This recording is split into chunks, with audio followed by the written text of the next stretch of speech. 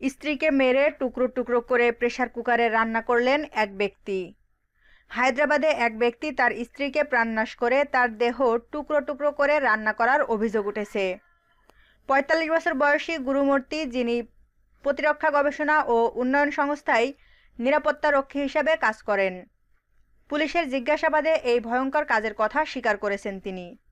৩৫ বছর বয়সী ভেঙ্কটা মাধবী, যিনি তার স্ত্রী, গত ১৬ জানুয়ারি নিখোঁজ হন বলে তার পরিবারের পক্ষ থেকে জানানো হয়। এরপর পুলিশ তদন্ত শুরু করে এবং স্বামীর আচরণ সন্দেহজনক মনে হয়। জিজ্ঞাসাবাদের এক পর্যায়ে গুরুমূর্তি তার স্ত্রীকে প্রাণনাশের কথা স্বীকার করেন।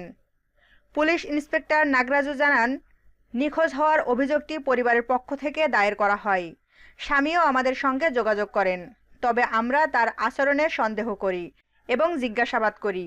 তিনি তখন অপরাধের কথা স্বীকার করেন। ঘটনার বর্ণনায় টাইমস অব ইন্ডিয়ার এক প্রতিবেদনে বলা হয়েছে, গুরুমূর্তি প্রথমে বাথরুমে স্ত্রীর দেহ টুকরো টুকরো করেন, এরপর দেহাংশগুলো প্রেসার কুকারে সেদ্ধ করেন। একাধিকবার সেদ্ধ করার পর হাড় আলাদা করে তা গুঁড়ো করেন এবং আবারও রান্না করেন।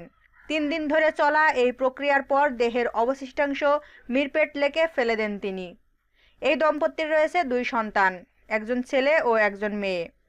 পুলিশ জানিয়েছে তাদের মধ্যে দীর্ঘদিন ধরে কলহ চলছিল, তবে প্রাণনাশের কারণ কী ছিল বা কিভাবে এই ঘটনা ঘটল তা এখনও তদন্তাধীন। এই বিভীষিকাময় ঘটনা নিয়ে তদন্ত চলছে এবং পুলিশ খুব দ্রুতই বিস্তারিত তথ্য প্রকাশ করবেন।